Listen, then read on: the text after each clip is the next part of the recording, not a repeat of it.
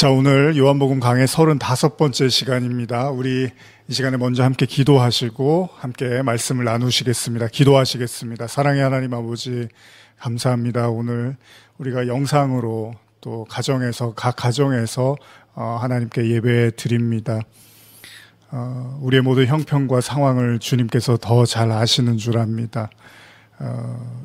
이 어려움들을 통해서 우리가 하나님을 더욱더 깊이 만나게 하시고 또 우리 자신을 돌아보게 하여 주시고 우리의 삶 속에서 또 하나님의 말씀과 성령의 인도하심 따라 더 세밀한 그 인도하심을 받을 수 있도록 주님 우리를 주장하여 주시옵소서. 어려움 가운데 있지만 다시 한번 주님께 의탁하고 의지하며 나아갑니다. 주님 우리를 도와주시고 또 이 땅을 주님 인도하여 주시옵소서. 주님 앞에 모든 우리의 연약함을 의탁하며 예수님의 이름으로 기도드립니다. 아멘. 자, 오늘 요한복음 강의 35번째 시간입니다. 우리 지난주에 이어서 계속 우리 요한복음 17장의 말씀을 함께 나누고자 하는데요. 우리 시간에 함께 보실 말씀은 요한복음 17장 1절에서 5절까지의 말씀입니다. 요한복음 17장 1절에서 5절까지의 말씀 우리 함께 보시기 전에 다시 한번 이 시간에 각 가정에서 또 영상을 통해서 예배를 드리시는 모든 성도분들 가운데 하나님의 깊은 임재와 그리고 하나님의 세밀한 음성을 듣는 또 무엇보다 우리의 영혼이 더욱더 주님과 가까워질 수 있는 그런 예배 시간이 될 수 있도록 주님께서 함께 하시기를 간절히 축복합니다. 우리 함께 말씀 읽겠습니다. 예수께서 이 말씀을 하시고 눈을 들어 하늘을 우러러 이르시되 아버지여 때가 이르렀사오니 아들을 영화롭게 하사 아들로 아버지를 영화롭게 하게 하옵소서. 아버지께서 아들에게 주신 모든 사람에게 영생을 주게 하시려고 만민을 다스리시는 권세를 아들에게 주셨음이로소이다. 영생은 곧 유일하신 참 하나님과 그가 보내신 자 예수 그리스도를 아는 것이니이다.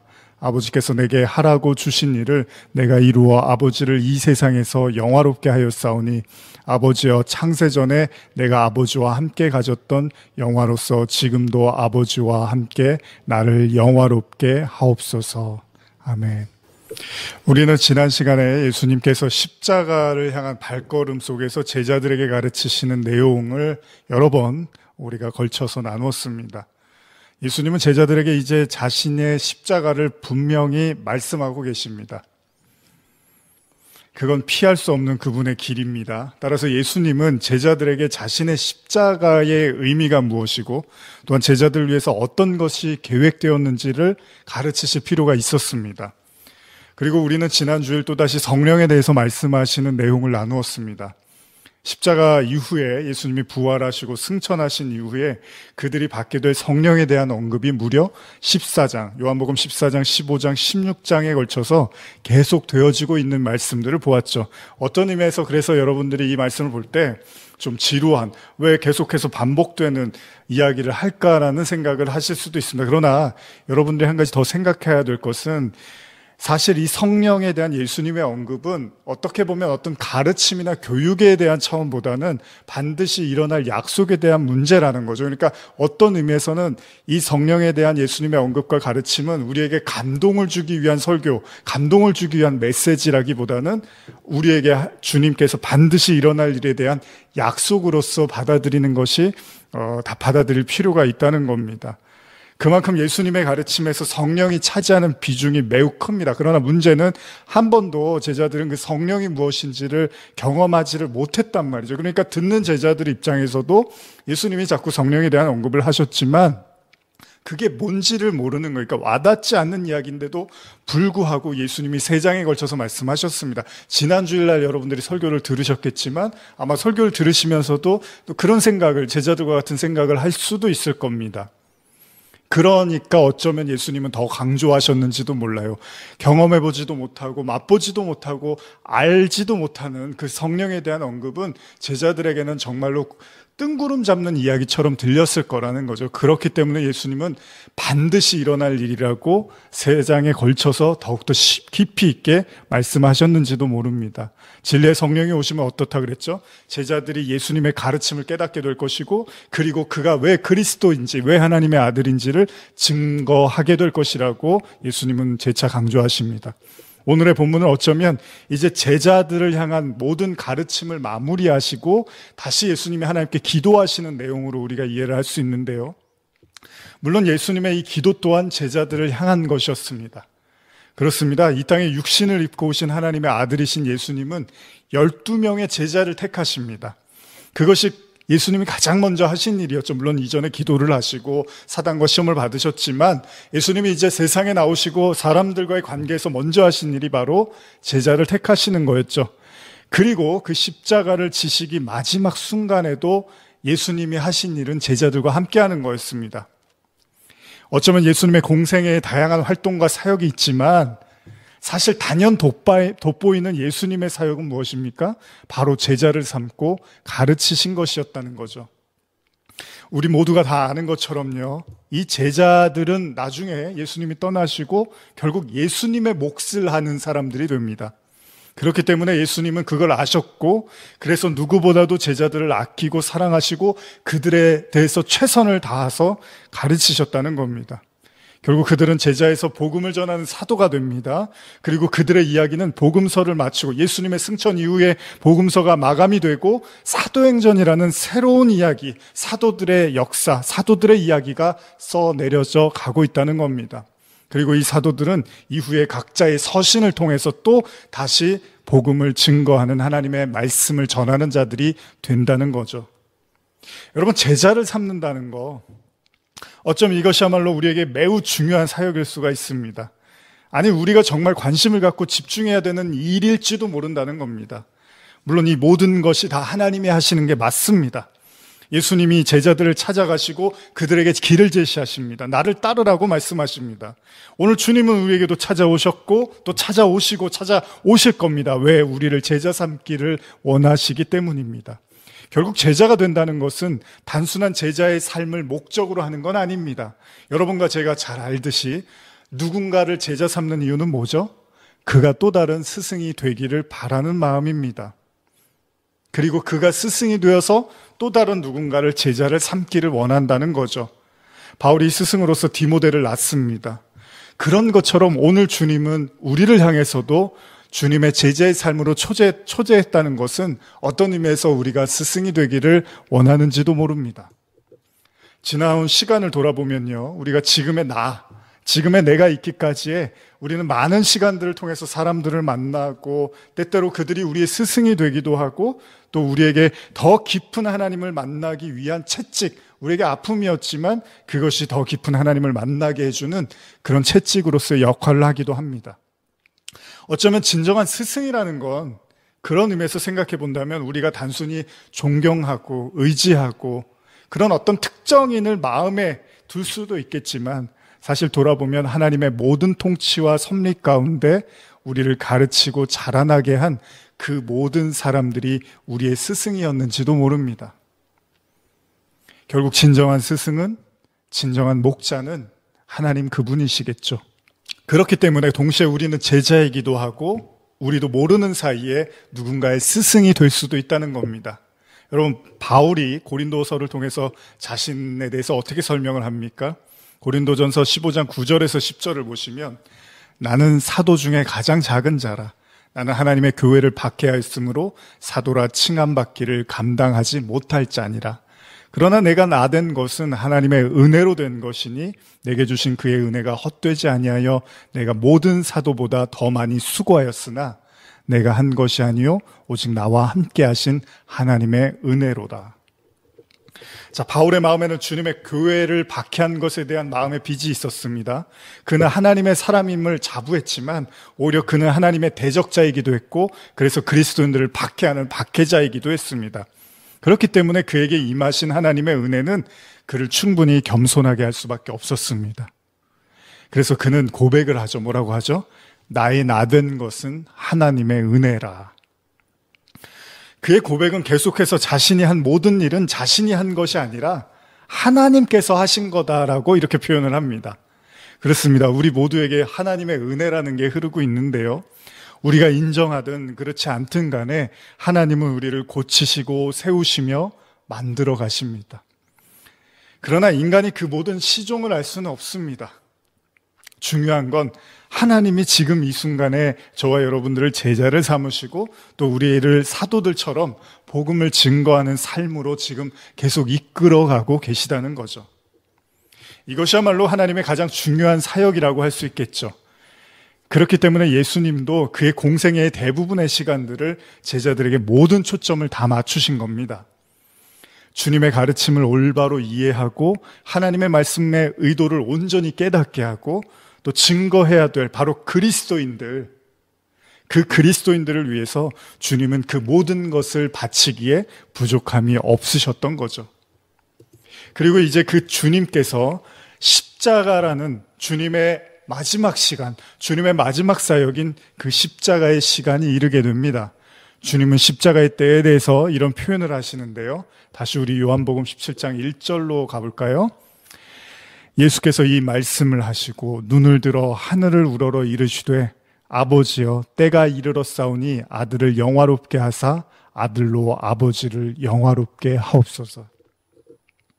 자, 우리말 성경으로 제가 한 번 더 읽어드릴게요. 예수께서 이 말씀을 하시고 눈을 들어 하늘을 우러러 보시며 기도하셨습니다.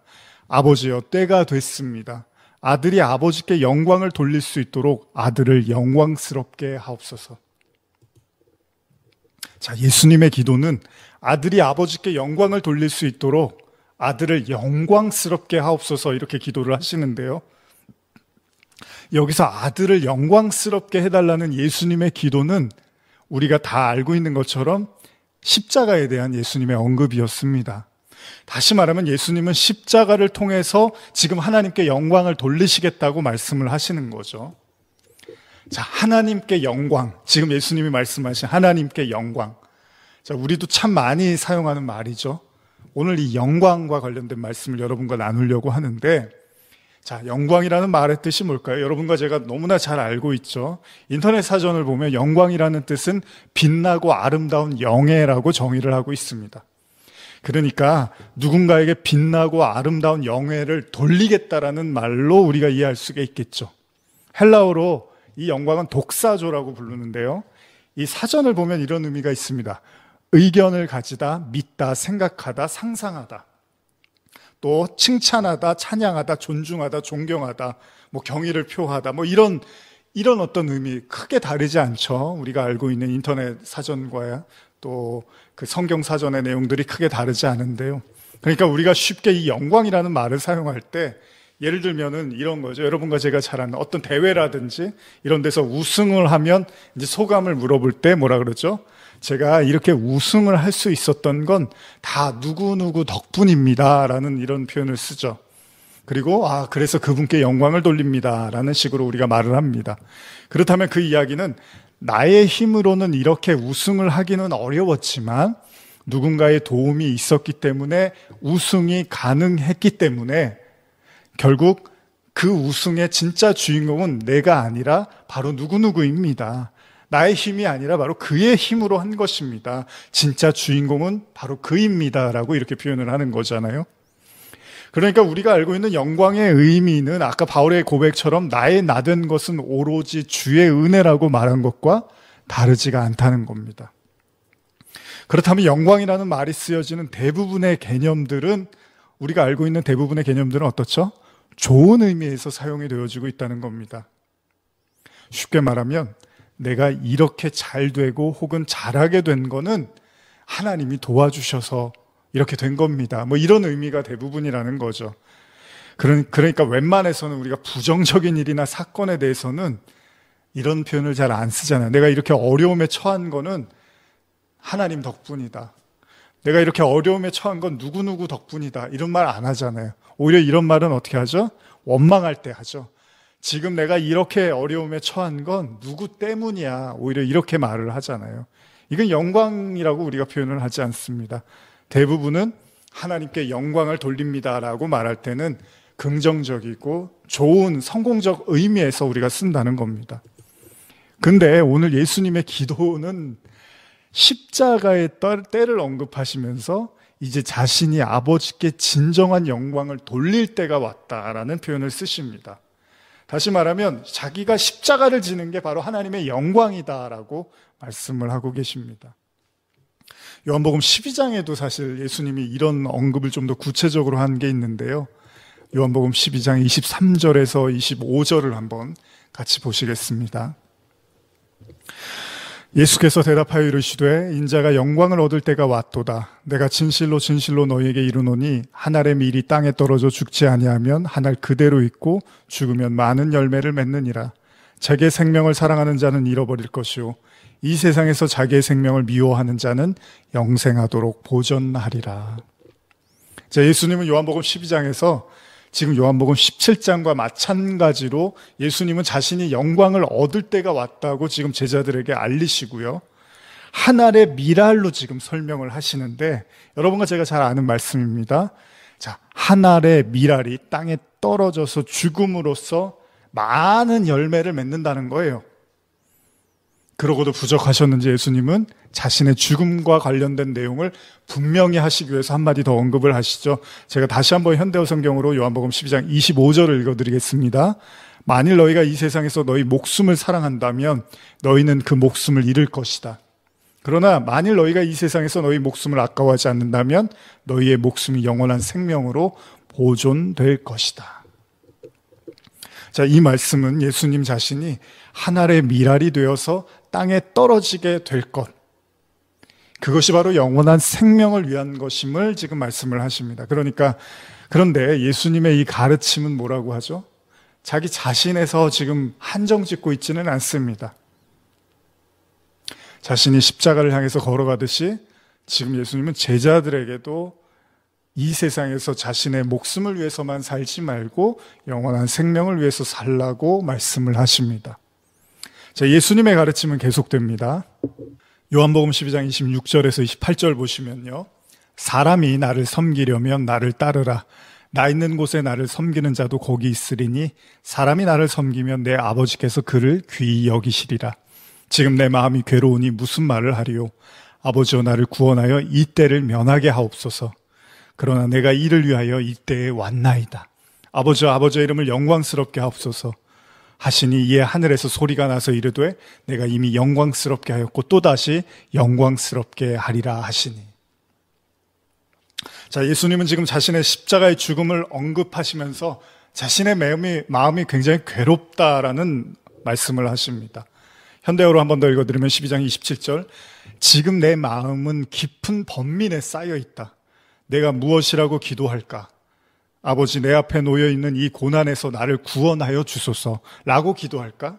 그러나 나는 지금 내 앞에 닥친 이 일 때문에 온 것이 아닌가? 십자가를 지시기 위해서 잡히시기 전에 예수님의 그 땀이 피가 되도록 기도하셨던 그 예수님, 그때 주님 뭐라 그러시죠? 아버지 할 수만 있으면 이 잔을 내게서 옮겨 주옵소서. 그러나 나의 원대로 마옵시고 아버지의 뜻대로 하옵소서. 이것이 바로 예수님의 요한복음 12장에 나타난 고백과 비슷한 내용들이죠. 요한복음 12장에서도 예수님은 아버지여 나를 구원하여 이때를 면하게 하여 주옵소서. 그러나 내가 이를 위하여 이때에 왔나이다. 예수님은 아버지께 자신을 구원해달라는 표현을 하십니다. 이때를 면하게 해달라고 하십니다. 그런데 동시에 예수님은 자신이 이 땅에 온 목적이 정확히 이 일, 십자가를 지기 위해서 오셨음을 분명히 또한 말씀을 하십니다. 그렇습니다. 십자가. 그게 바로 예수님이 이 땅에 오신 분명한 이유였죠. 어쩌면 벗어나고 싶기도 하고 회피하고 싶기도 한 또 하실 수만 있으면 하나님께서 그냥 치워버리셨으면 하는, 걷어가셨으면 하는 바로 그 일이 십자가였죠. 그럼에도 그 십자가가 예수님이 이 땅에 오신 분명하고 명확한 하나님의 뜻이라고 예수님은 지금 말씀하고 계십니다. 여러분, 우리는 가끔 오늘날 더 그렇죠. 너무 많은 정보와 이야기와 지식 속에서 오히려 본질을 보는 시각을 잃어버리기도 합니다. 보통 우리가 사람들과의 대화를 나누다 보면 대화가 길어지고 방대해지고 많은 이야기를 하다 보면 가끔 우리가 정말 무슨 얘기를 하려고 했지라고 그 상대방과의 정말 하고 싶은 이야기를 캐치하지 못할 때가 있다는 겁니다. 우리가 사는 이 세상은 분명 정보와 지식의 홍수 속에서 살고 있습니다. 단어 하나만 치면요, 검색을 하면 우리는 웬만한 박사들이 가지고 있는 지식을 손쉽게 얻을 수가 있습니다. 그래서 우리의 두 손에는 항상 이 정보를 제공해주는 기계들이 다 하나씩 들려 있습니다. 이 속에는 이 세상의 모든 지식들이 담겨 있고요. 굳이 많은 공부나 애를 쓰지 않아도 손쉽게 많은 서비스를 제공받을 수가 있습니다. 그런데 가끔 그런 생각이 듭니다. 이런 기계가 우리의 손에 들려 있는 것이 우리에게 정말 더 행복하고 더 좋은 삶이 맞는가? 때때로 우리가 몰라도 되는 세상까지, 그리고 그런 소식까지 우리는 보고 듣습니다. 그리고 그런 정보들을 우리는 알고 있습니다. 과연 이 기계가, 과연 이러한 문명의 발달이 우리에게 더 큰 위로와 안식을 주고 있는 걸까? 더 큰 편의와 안락함을 위해서 만들어진 것들이 정말 인간에게 행복을 제공해주고 있는 것일까라는 생각을 해보죠, 사람들이. 그래서 가끔은 들고 다니는 전화보다 그냥 유선 전화의 시대가 그리울 때가 있습니다. 아마 그 전화조차도 흔치 않은 시대의 삶을 살았던 분들은 직접 손으로 쓴 편지를 주고받았던 시절이 훨씬 더 그립기도 할 겁니다. 우리가 잘 알고 있는 말 중에 풍요 속의 빈곤이라는 말이 있습니다. 아마 이 말은 제가 생각했을 때 빈수레가 요란하다라는 말과 비슷하다라고도 생각할 수 있습니다. 시끄럽고 복잡하고 대단한 것 같지만 실상 별것이 없다는 겁니다. 그런 의미에서 소문난 잔치에 먹을 것이 없다라는 말과도 일맥상통할지도 모릅니다. 어쩌면 우리가 좀 더 행복하기 위해서 만든 그것들이 그다지 우리에게 행복을 주지 못할 수도 있다는 거죠. 그러나 세상은 그것이 우리에게 행복을 줄 것이라고 말하고, 그래서 그것을 반드시 가지라고 말하고, 심지어는 가지지 않으면 불행할 것이라고 말할지도 모릅니다. 강요할지도 몰라요. 인간 행복이라는 것, 그 인간 행복이라는 본질을 추구하기 위해서 발명했던 모든 것들이 결국 나중에 오히려 우리에게 불행을 야기시킬 수도 있다는 겁니다. 그게 어쩌면 인간이 하는 일의 한계일지도 모릅니다. 우리는 성도로서 세상을 바라보는 사람들입니다. 세상의 요란함과 혼잡함의 소용돌이 속에서 우리는 같이 헤매기를 원하는 사람들이 아닙니다. 오히려 우리는 그 세상을 만드시고 그 세상을 다스리시는 분이 하나님이라는 분을 인정하고 그 하나님의 소리에 귀를 기울이기를 원하는 사람들입니다. 그리고 그것이 유일하게 가능하셨던, 하나님과 완벽한 소통을 이루었던 분이 바로 예수 그리스도이셨습니다. 우리가 어렵지 않게 보는 오락 프로그램 중에 하나가 있는데 그런 놀이가 있잖아요. 한 사람이 헤드폰을 끼고 귀에 크게 음악을 틀어줍니다. 그러면 반대편에 다른 한 사람은 입모양을 가지고 특정 단어를 이야기를 합니다. 물론 절대 소리를 내서는 안 됩니다. 오로지 입모양으로만 단어를 표현합니다. 그러면 음악 소리가 시끄러운 나머지 상대방은 그 입모양이 무슨 말을 하고 있는지를 아주 집중해서 듣는 거죠.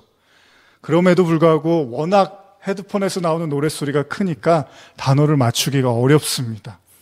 그래서 그 입에만 집중을 해야 됩니다. 음악 소리는 사실 그에게는 큰 의미가 없습니다. 오히려 상대방을 말을 알아듣지 못하게 하는 소음일 뿐이죠. 그렇게 하나님의 입에만 집중했던 분이 있다면 그분이 바로 예수님이라는 겁니다. 그가 세상에 존재하는 유일한 이유가 뭐였냐면 하나님의 말씀이었습니다. 그는 오로지 하나님의 말씀만 증거하려고 이 땅에 오셨다는 거예요. 수차례 얘기합니다. 나는 내가 하고 싶은 말을 하려고 온 게 아니라 아버지의 뜻을 전하기 위해서 왔다. 그러기에 그는 광야에서 40일간의 금식을 하고도 모든 힘이 고갈되었을 때 자신을 유혹하는 사단을 향해서 뭐라고 하십니까? 사람이 떡으로만 사는 것이 아니라 하나님의 입에서 나오는 모든 말씀으로 산다고 말씀하실 수 있었던 거죠. 요한복음 1장에서 설명하시듯이요, 예수님은 말씀이 육신이 되어서 오신 분이었습니다. 그렇기 때문에 그의 유일한 목적은 하나님의 말씀을 세상에 나타내는 것이었죠. 그리고 그의 영광의 결론, 그걸 지금 주님은 십자가라고 말씀을 하십니다. 다시 말하면 예수님은 오로지 십자가에만 포커스를 맞추고 지금 지난 시간들을 걸어오셨다는 겁니다. 제가 여러분들에게도 질문 드리고 싶은 게 있는데, 예수님의 진짜 사역이 뭘까요? 자, 귀신을 쫓고 가르치고 병을 고치고 기적을 일으키셨습니다. 다 맞습니다. 다 중요한 일입니다. 그러나 십자가를 지시지 않은 예수님은 그 가르침과 그 모든 행적들이 하나님의 영광을 완성시킬 수는 없다는 겁니다. 결국 반드시 예수님이 하나님께 영광을 돌리기 위해서는 십자가를 져야만 한다는 겁니다. 아니, 다른 건 다 못하셨어도 오로지 십자가를 지시는 것만으로도 예수님은 영광을 돌리실 수 있는지도 모른다는 거죠. 이게 무슨 의미입니까? 모든 것을 아우르는 단 하나. 아무리 나에게, 저와 여러분들에게 호감이 가는 사람이 많아도요, 결혼하려면 한 사람을 결정해야 됩니다. 어쩌면 우리는 우리의 인생이 너무 복잡하고 혼란스럽고 어렵고 왜 이렇게 힘듭니까? 라고 말할 수 있습니다. 그런데 인생의 의미와 목적을 이해하는 단 하나의 열쇠를 찾는다면, 깨닫는다면 의외로 우리의 인생은 심플해지고 간단해질 수 있다는 겁니다. 이사야 43장 21절과 고린도전서 10장 31절을 같이 볼 텐데요. 제가 읽겠습니다. 이 백성은 내가 나를 위하여 지었나니 나를 찬송하게 하려 함이니라. 고린도전서입니다. 그런즉 너희가 먹든지 마시든지 무엇을 하든지 다 하나님의 영광을 위하여 하라. 구약의 이사야에 나타난 하나님의 백성의 창조의 목적입니다. 이 구절이 갑작스럽게 등장을 하잖아요. 이사야 43장에서. 우리가 많은 사람들이 도대체 인간을 하나님이 왜 만드셨을까? 끝없이 질문하고 자문하는데 갑작스럽게 이 구절이 우리에게 그런 해답을 가져다 줍니다. 바울 역시도 신약에서 인간 존재의 목적을 아주 간단하게 설명합니다. 그건 하나님을 영화롭게 하는 것이다. 다시 말하면 하나님께 영광을 돌리는 것이다. 구약의 이사야의 내용과 고린도 전서의 신약의 내용이 일치를 합니다. 가끔 사람들과 밥을 먹으러 갈 때 잘 정하지 못하는 사람들과 만나면 저와 여러분들이 오랜 시간 식당을 정하는데 애를 쓰잖아요. 또 저도 좀 그런 면이 있어서 잘 이렇게 결정을 못할 때가 있습니다. 그래서 가끔 저희 식구들이 어디 식당을 가기로 하면 셋 다 뭐라고 이야기를 하냐면, 당신이 먹고 싶은 대로 가. 아빠나 엄마가 좋은 대로 가. 그러다 보니까 결정을 못하는 거예요. 그럴 때 가끔은 누가 결정을 해줬으면 하기도 하죠. 어쩌면 우리가 고민하는 인생의 목적과 이유에 대한, 그것이 도대체 무엇인지 알지 못하는 헤매이고 있는 우리 자신에게 누군가 그것을 분명하게 말해주고자 하는 사람을 우리는 기다리는지도 모르겠습니다. 그토록 수많은 사람들이 고민하고 수많은 철학자들이 고민했던 인간 존재의 이유, 대부분의 인간들이 나이가 들고 어른이 되면서 반드시 던지는 질문이 뭐냐 하면, 우리가 왜 존재하고 왜 살아야 되는가라는 이 너무나 어쩌면 너무나 뻔한 이 질문을 우리는 끊임없이 묻곤 합니다. 그런데 이러한 인간의 질문에 대해서 성경은 너무나 간단하게 이 질문에 대한 해답을 주고 있다는 겁니다. 하나님의 영광을 위해서, 하나님을 찬송하기 위해서. 문제는 인간들이 이 말씀을 쉽게 받아들일 마음이 없다는 겁니다. 여러분, 이 말씀을 우리가 받아들일 수만 있으면 확실한 대답이 되겠지만, 이 말씀을 우리가 받아들이지 못하면 우리는 또 다른 해답을 찾으러 떠나야만 합니다. 물건을 만든 사람이 물건의 용도를 가장 잘 아는 것처럼, 사실 인간을 창조한 하나님만이 어쩌면 인간의 창조의 이유를 가장 잘 아는 것은 당연할 것입니다. 그러나 그럼에도 불구하고 인간은 그런 하나님의 뜻에 대한 반감과 거부가 존재하고 있다는 겁니다. 사실 그런 의미에서 인간이 죄인인지도 모릅니다. 우리가 알고 있는 죄라는 말이 헬라어로 하마르티아라는 말로 불리는데요. 그 뜻이 뭐냐 하면 화살이 관역에서 벗어난 상태를 이야기합니다. 그러니까 활을 쐈지만 그 활이 관역을 못 맞추고 벗어난 상태를 죄라고 말을 한단 말이죠. 이미 많이 들어보셨을 겁니다. 이에 대해서 우리는 여러 가지 해석을 할 수 있습니다.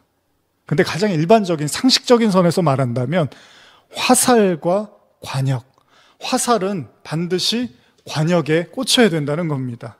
여러분, 바늘과 실이 뗄래야 뗄 수 없는 것처럼 화살은 반드시 쏘아지면 관역을 향해서 가야 된다는 겁니다. 그렇다면 화살의 목적지는 관역이라는 거잖아요.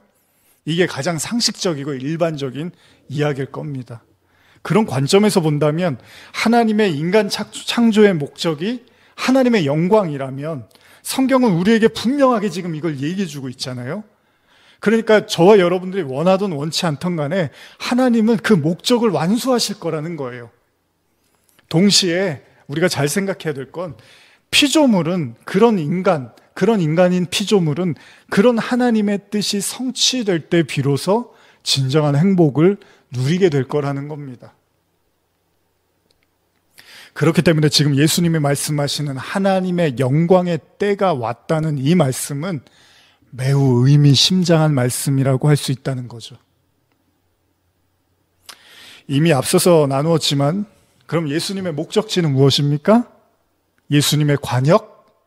바로 십자가라는 거죠.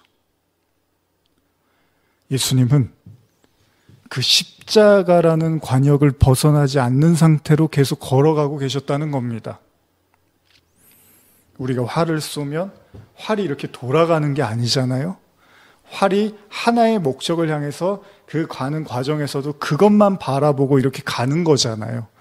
그러니까 예수님이 우왕좌왕 좌로나 우로나 치우치면서 걸어가신 게 아니라 처음부터 똑바로 십자가만 바라보고 걸어가셨다는 겁니다.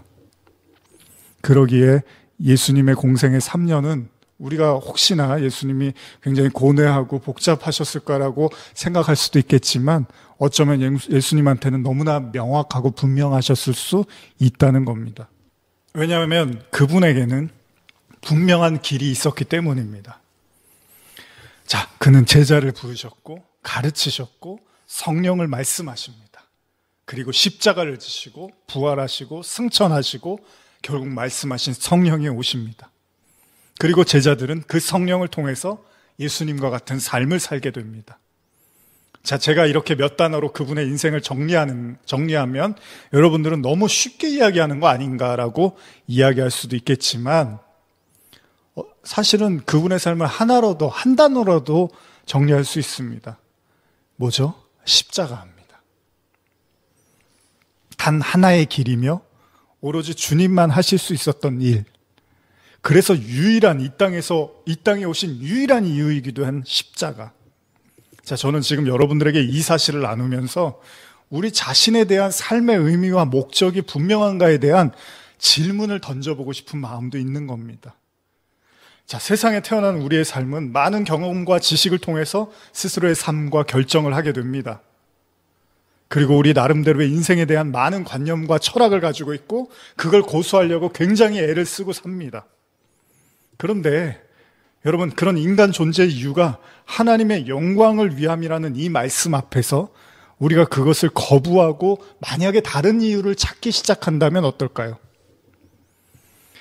물론 이 또한 하나님의 명확한 말씀을 깨닫기 위한 인간의 시행착오는 될 수 있습니다. 왜냐하면 한 번에 우리가 그걸 받아들일 수 없으니까 여러 가지 시행착오를 통해서 하나님의 영광을 위해서 우리가 존재하는구나 라고 배울 수 있는 경험의 시간은 될 수 있을 겁니다. 그러나 분명한 사실은 그 모든 걸 겪었음에도 불구하고 여전히 우리가 이 말씀에 동의를 하지 못한다면 정말 우리는 무소부자신, 그러니까 계시지 않은 곳이 없는 그 하나님의 영역의 공간 안에서 우리가 원하는 삶의 방식으로서 존재와 의미를 가지고 행복을 고수할 수 있겠냐는 겁니다. 제가 많은 철학을 배운 건 아닙니다. 철학에 대해서 잘 알지는 못합니다. 그러나 제가 학교에서 공부를 하면서 느꼈던 것은 그 어느 철학자나 시원한 대답을 주지를 못하더라는 겁니다. 인간의 이유, 인생의 이유, 고통의 문제, 가장 소중한 거는 어쩌면 가장 흔하고 가장 가까운 데 있다는 말이 있거든요. 예를 들면 우리가 숨쉬는 공기라든지 우리가 매일 마시는 그런 물들, 이건 너무나 흔한 것이라서 때때로 그렇게 소중하다는 생각을 별로 하지 않게 됩니다. 그러나 공기가 나빠지고요, 물이 부족해지기 시작하면 그게 분명히 소중했다라는 것을 알게 되죠. 저는 오늘 이 설교를 통해서 여러분들에게 하나님의 영광을 위해서 사십시오라고 지금 강요하고 싶은 것이 아닙니다. 제가 오히려 여러분과 나누고 싶은 건 하나님의 영광을 위해서 산다는 말이 도대체 뭔지를 고민하고 생각해 보고 싶다는 겁니다. 제가 여러분들에게 하나님의 영광을 위해서 사십시오라고 얘기해도 그게 여러분들에게 너무나 난해하게 들릴 수 있다는 겁니다. 우리는 때때로 많은 설교를 통해서 하나님의 영광을 위해서 사십시오라고 하는데 도대체 그 하나님의 영광이 뭐냐는 거예요. 공기처럼 물처럼 우리는 하나님과 사람들에게 흔하게 들을 수 있는 말이 바로 이 하나님께 영광이라는 말인데 도대체 그 의미가 뭔지 알고 우리가 사용하고 있는 것인가에 대한 질문을 던지고 싶은 겁니다. 여러분, 때때로 어떤 경우에는 누군가 하나님의 이것이 바로 하나님의 영광입니다라고 말을 하는 순간에 반대편에서는 절대 동의하지 못하는 경우가 많이 있습니다. 누군가는 기쁘고 잘한 것이라고 하나님께 영광을 돌리지만 누군가의 눈에는 오히려 하나님께 영광이 아니라 하나님을 욕되게 하는 것이라는 생각을 하기도 한다는 겁니다. 어쩌면 구약의 이스라엘 백성들이 끝없이 하나님께 영광을 돌렸지만 하나님은 그 영광을 받지 않으셨던 것처럼, 그러니까 그냥 내가 하나님께 영광을 돌려요 그러면 하나님이 고맙다 이게 아니라는 겁니다. 그 하나님께 영광이라는 그 본래의 의미와 뜻을 알지 못하면 어쩌면 우리도 바울이 하나님께 영광을 위해서 그리스도인들을 핍박했던 것처럼 정반대의 삶을 살고도 그걸 하나님께 영광이라고 생각할지도 모른다는 겁니다. 그렇기 때문에 예수님의 하나님께 영광을 돌릴 때가 왔다라는 이 말씀은 우리가 그냥 지나칠 수가 없는 부분이라는 겁니다. 만약에 하나님께 영광이라는 말이 우리가 알고 있는 인간의 수준과 상식에서 통용되어지는 그냥 그런 얘기라면, 그렇게 쉬운 거라면 왜 구약 내내 이스라엘 백성들이 그 하나님께 영광을 돌릴 수가 없었을까요? 왜 구약 내내 하나님은 이스라엘 백성들을 끝없이 혼내시고 그들에게 끝없이 진정한 신앙을 요구하셨을까요?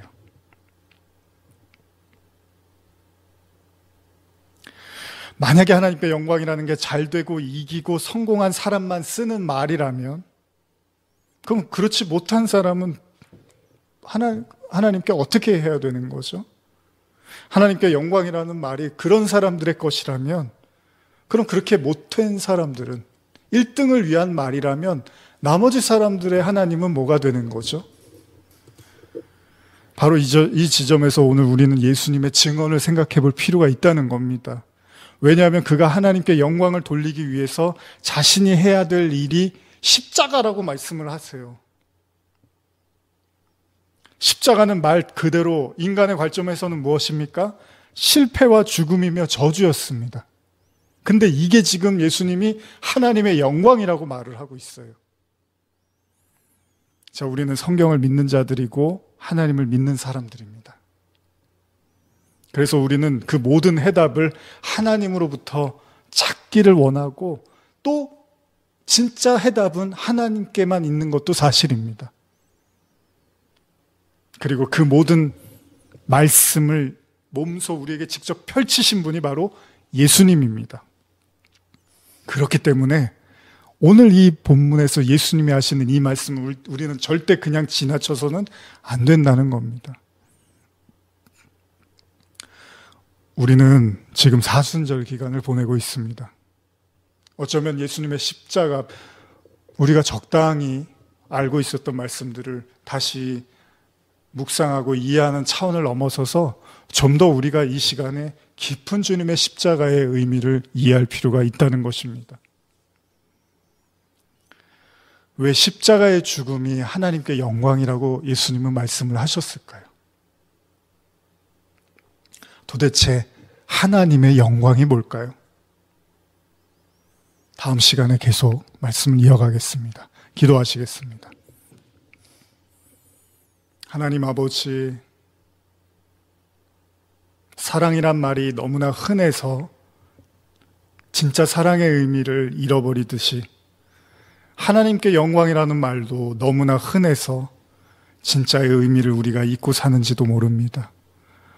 말끝마다 수없이 많이 우리가 하나님께 영광이라는 말을 돌리지만 정말 하나님이 그것을 영광으로 취하시는지 어쩌면 하나님만 아실 겁니다.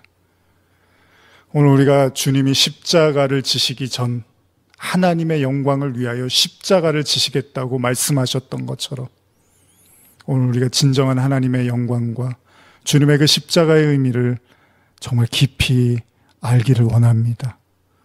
이번 한 주 그 십자가의 주님을 바라보며 우리 앞에 펼쳐진 많은 어려움들과 또 많은 사람들이 겪고 당하는 그런 어려움들을 바라보며 진정 그리스도의 그 심장을 가지고 십자가를 지셨던 그 주님의 마음을 품고 정말 깊은 기도와 또 깊은 주님의 그 마음을 느낄 수 있도록 주님 인도하여 주시옵소서. 예수님의 이름으로 기도드립니다. 아멘. 자, 오늘 함께 나누실 말씀 우리 요한복음 강의 36번째 시간입니다. 오늘 함께 지난 시간에 이어서 요한복음 17장 말씀을 계속 나눌 텐데요. 다시 한번 또 말씀드리기를 원하는 것은 계속해서 우리가 지금 각 가정에서 예배를 드리는 가운데 있습니다. 우리가 여러 가지 그 환경에 대한 또 어려움에 대한 많은 기도들을 할 수 있을 텐데요. 무엇보다 제가 꼭 말씀드리고 싶은 것은 이런 어려움들을 통해서 우리 자신이 먼저 하나님과 더 깊은 교제와 관계 속으로 들어가서 또 우리 자신을 향한 하나님의 말씀의 음성에 청종하고 우리 자신을 돌아볼 수 있는, 또 그동안 내가 하나님의 말씀을 듣지 못했던 것들은 무엇인가를 잘 살펴보며 우리 먼저 자신을 돌아보는 그런 시간들이 되셨으면 좋겠습니다. 다시 한번 예배드리시는 모든 가정과 모든 성도들 가운데 하나님의 깊은 함께 하심과 임재와 또 말씀하심이 있기를 간절히 소원합니다. 자, 우리 요한복음 강의 36번째 시간 요한복음 17장 1절에서 5절까지의 말씀을 우리 다시 한번 지난주에 이어서 함께 읽고 계속해서 말씀을 나누시겠습니다. 예수께서 이 말씀을 하시고 눈을 들어 하늘을 우러러 이르시되 아버지여 때가 이르렀사오니 아들을 영화롭게 하사 아들로 아버지를 영화롭게 하게 하옵소서. 아버지께서 아들에게 주신 모든 사람에게 영생을 주게 하시려고 만민을 다스리시는 권세를 아들에게 주셨음이로소이다. 영생은 곧 유일하신 참 하나님과 그가 보내신 자 예수 그리스도를 아는 것이니이다. 아버지께서 내게 하라고 주신 일을 내가 이루어 아버지를 이 세상에서 영화롭게 하였사오니 아버지여 창세 전에 내가 아버지와 함께 가졌던 영화로서 지금도 아버지와 함께 나를 영화롭게 하옵소서. 우리는 지난 주일 하나님의 때 그리고 예수님의 십자가, 하나님의 영광 이런 내용들을 같이 나누었죠. 그것은 예수님께서 하나님께 영광을 돌리기 위해서 아들을 영화롭게 해달라고 오늘 본문에도 나타난 것처럼 아들을 영화롭게 해달라는 기도를 하셨고 그 영화로움은 바로 십자가라고 예수님이 이제 우리에게 말씀을 해주고 계십니다. 우린 지난 시간에 이미 나누었던 것처럼 신앙인들의 핵심의 고백 중에 하나가 바로 하나님께 영광이라는 내용을 나눴죠. 그것은 이사야서를 통해서도 기록되었고요. 또 바울이 이야기한 것처럼 모든 인간의 존재의 목적은 하나님의 영화로움, 하나님을 영화롭게 하는 것이다라고 바울을 통해서도 배웠습니다. 그래서 이사야서에서는 하나님을 찬송하기 위해서 하나님이 백성을 지으셨다고 말씀하시고, 바울은 먹든지 마시든지 모든 삶이 하나님께 영광이 되어야 된다고 이야기하고 있습니다. 물론 이 내용을 인간이 곧이곧대로 받아들이기는 쉬운 일이 아니죠. 우리가 지난주에도 나누었지만 이스라엘 백성들이 얼마나 오랫동안 하나님께 영광을 돌리기 위한 삶을 시도했고, 그들의 삶과 신앙은 그냥 거의 일치한다고 볼 수 있었죠. 그들의 삶이 곧 신앙이었고 그들의 신앙이 곧 삶이었습니다. 그럼에도 불구하고 그들의 최선의 노력에도 불구하고 하나님은 그들을 통해서 결코 영광을 받으셨다라고 말씀하시지는 않았습니다. 오히려 이스라엘을 경고하셨고 끝없이 이스라엘에게 회개의 촉구를 아끼지 않으셨습니다. 그렇기 때문에 우리는 하나님께 영광이라는 말을 너무 쉽게 이해하고 있는 것이 아닌가라는 질문을 던져보았죠. 하나님께 드리는 제사가 우리의 만족이라든지 우리의 입장에서는 일방적으로 즐겁고 기쁠 수 있지만 하나님이 정말 그러신가에 대한 문제는 우리가 생각해 봐야 할 필요가 있다는 거죠. 사실 이게 얼마나 중요합니까? 예배를 많이 드리고 오래 드리고 인간의 측면에서 열심히 하는 것, 근데 문제는 하나님도 그렇게 생각하시냐는 거죠. 사실 당황스러운 말씀이 우리가 잘 아는 사도행전 7장의 스데반의 설교를 통해서 나타난 하나님께서 이스라엘 백성들을 어떻게 말씀하고 계시는지에 대한 본문인데요. 우리 같이 한번 읽어볼까요? 사도행전 7장 39절에서 43절인데요. 우리 조상들이 모세에게 복종하지 아니하고자 하여 거절하며 그의 마음이 도리어 애굽으로 향하여 아론더러 이르되 우리를 인도할 신들을 우리를 위하여 만들라. 애굽 땅에서 우리를 인도하던 이 모세는 어떻게 되었는지 알지 못하느라 하고, 그때 그들이 송아지를 만들어 그 우상 앞에 제시하며 자기 손으로 만든 것을 기뻐하였더니 하나님이 외면하사 그들을 하늘에 군대 섬기는 일에 버려두셨으니 이는 선지자의 책에 기록된 바 이스라엘의 집이여 너희가 광야에서 40년간 희생과 제물을 내게 드린 일이 있었느냐. 몰록의 장막과 신 레판의 별을 받들었으며 이것은 너희가 절하고자 하여 만든 형상이로다. 내가 너희를 바벨론 밖으로 옮기리라 함과 같으니라. 제가 자주 인용하기도 했던 과거의 말씀인데요. 지금 읽은 이 본문은 사도행전 7장의 유대인들을 향한 스데반의 따가운 설교입니다. 이것 때문에 스데반이 돌에 맞아서 죽게 되죠. 그런데 이 설교의 내용 중에 스데반은 광야 40년의 생활을 이야기하면서 하나님은 그들에게 한 번도 제대로 된 제사를 받아본 적이 없다라는 내용을 이야기합니다. 이것은 이스라엘 백성들이 말로는 여호와를 기뻐하고 영광을 돌리고 신앙의 최우선적 삶을 살았다고 하지만 실상 하나님이 봤을 때는 그건 너희들을 위한, 너희들의 신이고 너희들을 위한 우상의 경배에 불과했다라고 말하고 있다는 겁니다. 현대어로 제가 다시 한번 사도행전 7장 40절 41절 읽어드리면요. 그래서 아론에게 우리를 애굽으로 데려갈 신들을 만들어 주십시오. 애굽에서 우리를 이끌어낸 모세는 어떻게 되었는지 도대체 모르겠습니다 하고 말하였습니다. 그러고는 송아지를 만들어 그 우상 앞에 희생 제물을 바치고 자기들이 만든 것을 섬기며 즐거워하였습니다. 사실 이 내용은 모세가 하나님과 만나기 위해서 십계명을 받으려고 시내산에 올라갔을 때 이스라엘 백성들이 모세가 내려오지 않자 모세를 원망하죠. 그러면서 아니 우리를 인도한 신을 대신할 그 지도자 모세가 없다 보니까 신을 만들자라고 시도를 했던 거고요. 그들은 금송아지를 만들고 경배를 하죠. 이후에 모세가 산에서 내려오고 하나님은 그들에게 대노를 하십니다. 하나님은 그 사건을 단순히 그 시점의 죄로 지금 규정하고 있는 게 아니라는 겁니다. 지금 스데반의 설교를 통해서 이스라엘 백성들의 40년의 제사가 헛되었다라고 말하는 것은 지금 구약 내내 흐르고 있는 하나님의 마음이었던 거고요. 결국 이스라엘 백성들의 그런 끝없는 노력에도 불구하고 하나님은 결코 그들을 통해서 영광을 받지 않으셨다라고 말씀하고 계시다는 겁니다.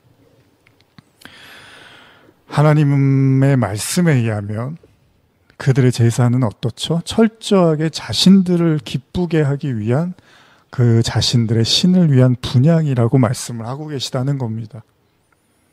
그렇습니다. 인간이 아무리 이것이 하나님을 위한 제사라고 우겨도요, 하나님이 아니라고 하면 아닌 거잖아요. 그게 맞는 거죠. 안타깝게도 성경은 당시에 이스라엘 백성의 제사는 하나님을 위한 것이 아니라 바로 그들 자신을 위한 거라고 이렇게 이야기를 하고 있다는 겁니다. 자, 우리가 착각할 수 있는 이유가 뭐죠? 하나님이 즉답을 하지를 않아요. 만일 저와 여러분들이 예배와 제사를 드리고 나서 하나님이 그 제사에 대해서 즉각 반응을 하신다면 좀 얘기가 달라질 수 있을까요? 만약 우리가 예배를 드릴 때마다 하나님이 그 예배를 받으셨다, 받지 않으셨다, 그렇게 얘기를 하신다면 아마 우리는 최소한 우리의 기분과 우리의 느낌으로 예배를 잘 드렸니 못 드렸니를 평가할 수는 없을 겁니다. 문제는 우리가 그걸 알 수가 없다는 거예요. 쉽게.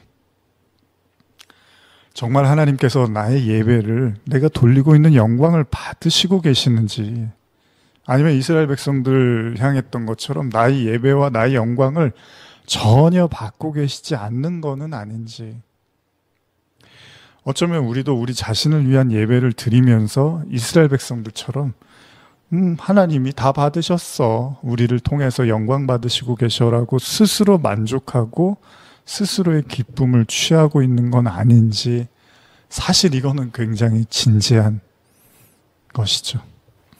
누가복음 17장에 보면요, 여러분들이 잘 아시는 그 예수님이 10명의 그 나병 환자를 치료해 주는 사건이 나옵니다. 누가복음 17장 11절에서 18절까지 기록이 되어 있는 내용인데요. 예수님이 사마리아와 갈릴리로 지나가다가 한 마을에 들어가셨을 때 나병 환자 10명을 만납니다. 그들이 예수님, 우리를 불쌍히 여겨 주시옵소서라고 말하고요. 예수님이 그들의 병을 고쳐주십니다. 그리고 예수님이 그들에게, 제사장들에게 너희 몸을 보이라 하셨으니 그들이 가다가 깨끗함을 받았다라고 기록되어 있습니다. 근데 나중에 그 중에 한 사람이 자기가 나은 것을 보고 큰 소리로 하나님께 영광을 돌리고 돌아와서 예수님의 발 앞에 엎드리는데요. 17장 16절 이하인데 제가 읽어드릴게요. 예수의 발 앞에 엎드려 감사하니 그는 사마리아 사람이라. 예수께서 대답하여 이르시되 10사람이 다 깨끗함을 받지 아니하였느냐? 그 9은 어디 있느냐?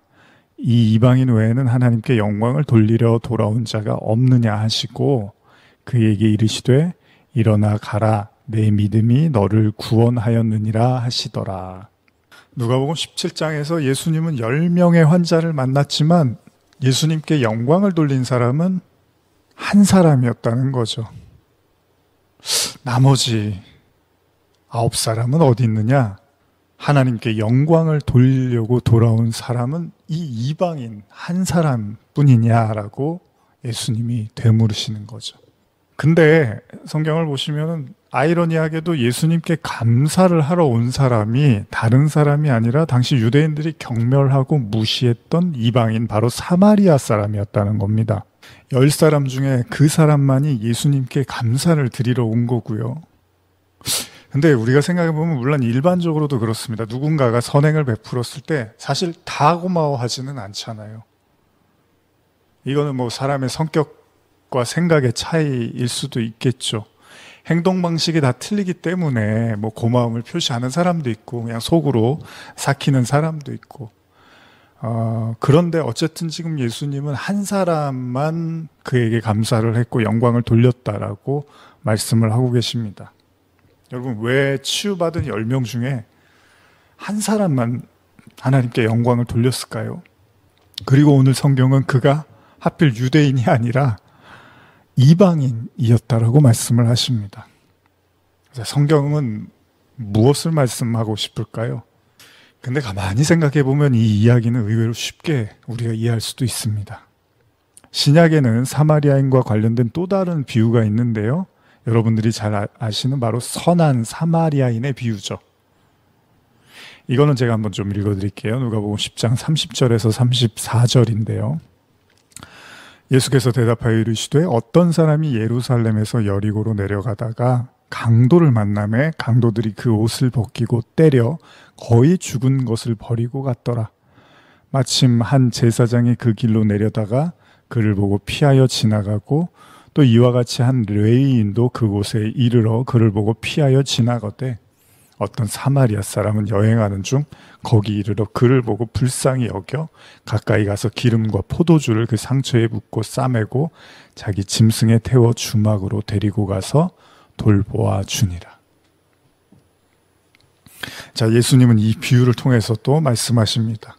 한 사람이 강도를 만났는데 그 사람의 이웃이 누군가에 대한 설명인데요.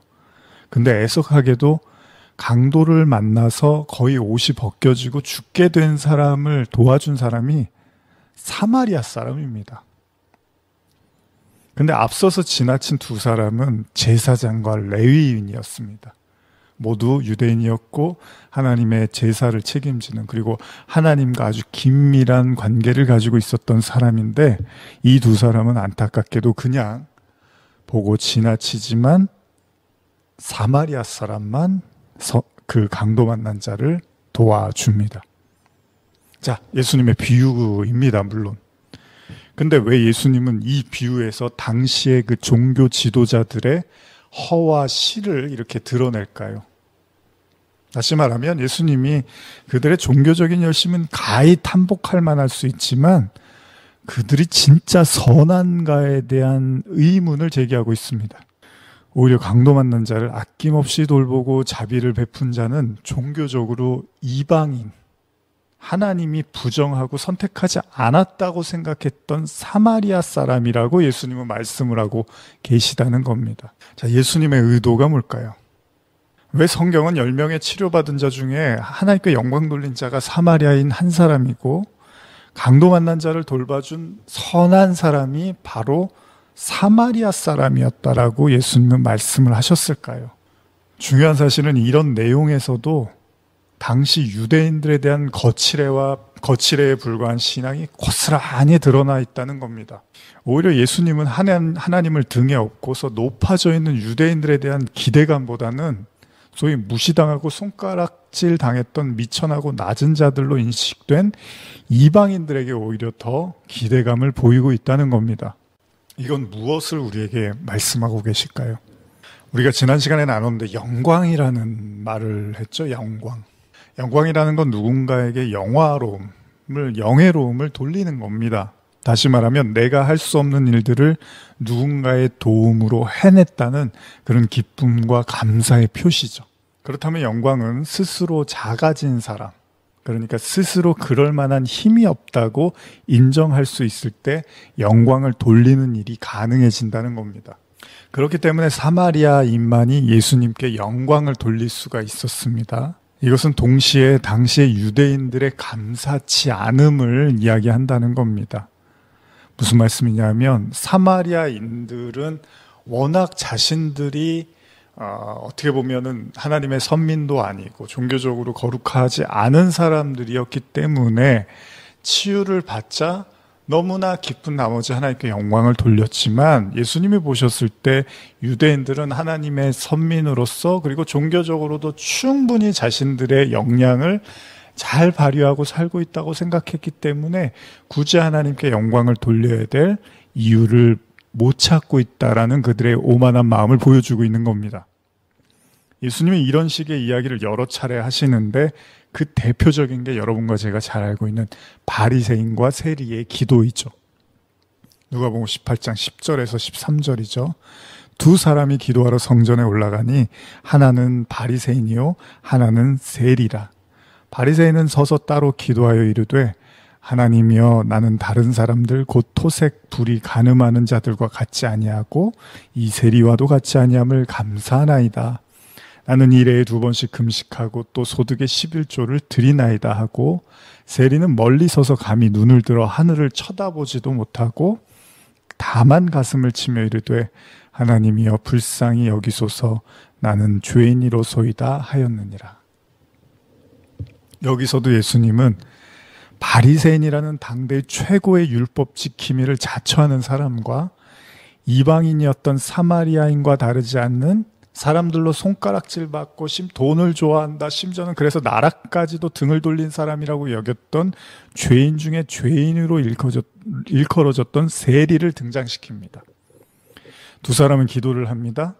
그런데 예수님의 귀에 들리는 바리새인의 기도는 온통 자화자찬뿐입니다. 심지어 바리새인들은 자신과 남을 비교하면서 자기가 얼마나 거룩한지를 스스로 하나님께 칭찬을 합니다. 그야말로 하나님 앞에서 참 내가 너무나 잘 살고 있는 것 같고 너무 참 거룩한 백성으로 사는 것 같습니다라고 뽐내고 있는 것처럼 보입니다. 그런데 세리의 기도는 다릅니다. 그는 하나님을 쳐다볼 힘조차 없습니다. 엄밀히 말하면 힘이 없는 게 아니라 그가 하나님 앞에 내세울 게 없다는 겁니다. 왜냐하면 그는 자신이 누군지를 잘 알고 있습니다. 자신이 어떻게 살고 있는지도 잘 알고 있습니다. 그럼에도 여전히 그 죄악의 현장에서 발을 떼지 못하는 자신에 대한 처량함과 아울러 하나님이 어떤 분인지를 잘 알기 때문에 그가 외칠 수 있는 말은 그저 죄인이라는 말밖에는 없다는 거죠.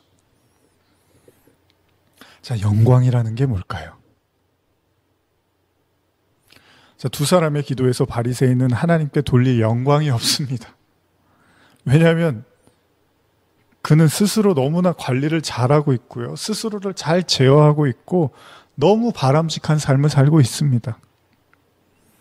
만약 그가 올림픽에 나가서 금메달을 딴다면 그는 아마 이렇게 말할 거예요. 참 제가 정말 최선을 다해서 연습했고 노력했더니 이렇게 좋은 결과가 나온 것 같습니다. 예수님은 이들의 기도에 대해서 대번에 이렇게 말씀하십니다. 누가복음 18장 14절입니다. 내가 너희에게 이르노니 이에 저 바리새인이 아니고 이 사람이 의롭다 하심을 받고 그의 집으로 내려갔느니라. 무릇 자기를 높이는 자는 낮아지고 자기를 낮추는 자는 높아지리라 하시니라. 하나님의 의로움을 받을 수 있는 사람은 스스로의 신앙관리를 잘한 바리새인이 아니라 스스로를 죄인이라고 고백한 세리였다는 겁니다. 아울러서 주님은 한마디 덧붙이십니다. 제가 현대어로 다시 한번 읽어드릴게요. 누가복음 18장 14절입니다. 내가 너희에게 말한다. 용서를 받고 집으로 돌아간 사람은 그 바리새파 사람이 아니라 세관원이다. 누구든지 자기를 높이는 사람은 낮아지고 자기를 낮추는 사람은 높아질 것이다. 우리가 잘 아는 이야기죠. 잘난 척하는 사람, 좋아하는 사람이 어디 있습니까? 그런 의미에서 존경은 스스로의 입으로 만드는 건 아닙니다. 주변 사람들의 입에 의해서 만들어지는 것이 아니겠습니까? 내가 아무리 잘났다고 나팔을 불어대도요, 듣는 사람이 판단할 문제라는 겁니다. 때때로 사람은 자기 말에 자기가 속아 넘어가기도 합니다. 사실 주변에서는 그냥 말을 하지 않는 것뿐인데, 주변에서 그냥 대꾸를 안 하는 것뿐인데, 어떤 경우에 우리는 우리 스스로가 진짜 잘났다고 믿고 말하고 생각하기도 한다는 겁니다.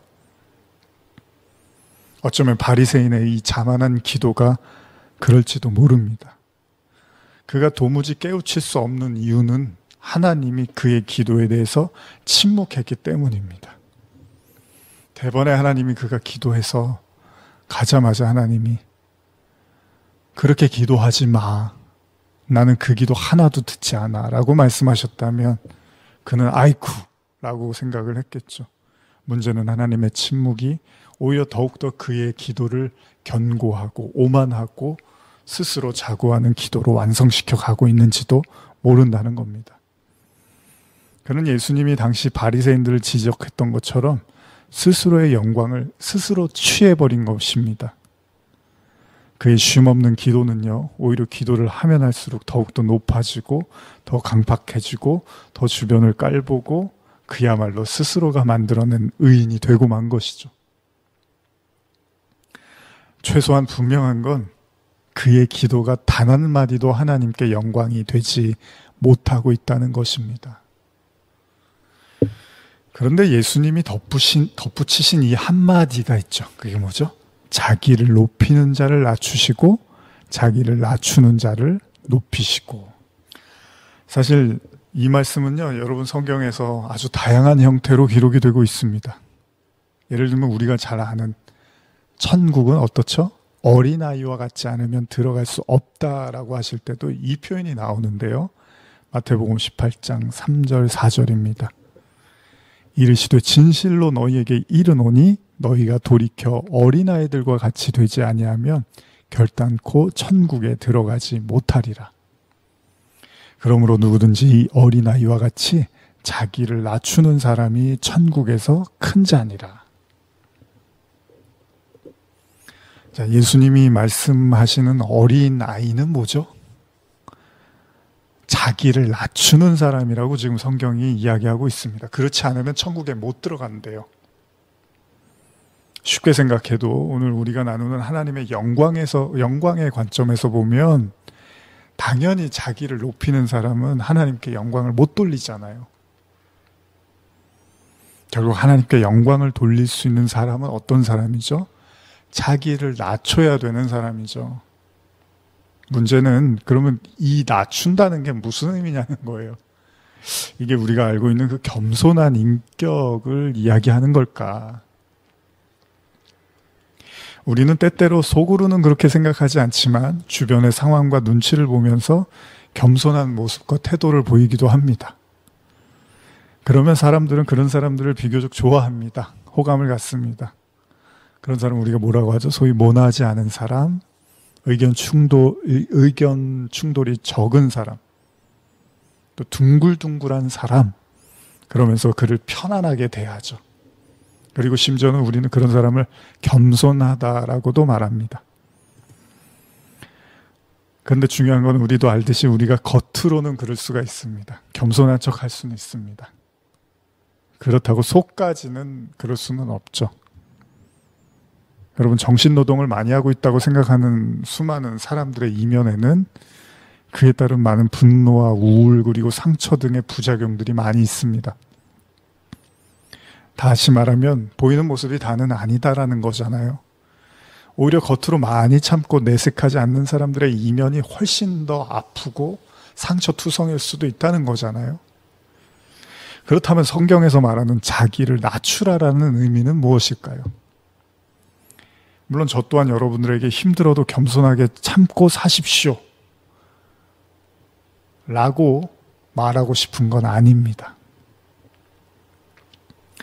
성경의 진짜 의도가 무엇인지를 여러분과 나눠보고 싶은 거죠. 왜 당시의 유대인들이 예수님의 눈에는 전혀 하나님께 영광을 돌리고 있는 것처럼 보이지 않았을까요?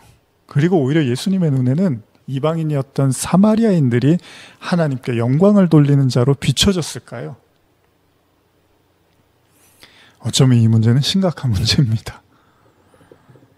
지난주에 나눴던 이사야 43장 21절, 이 백성은 찬송하기 위해서 만드셨다고 하나님이 이스라엘을 이렇게 명명하셨는데 이스라엘 백성들에게 구약 내내 그 모습이 나타나지 않고 있었다는 겁니다.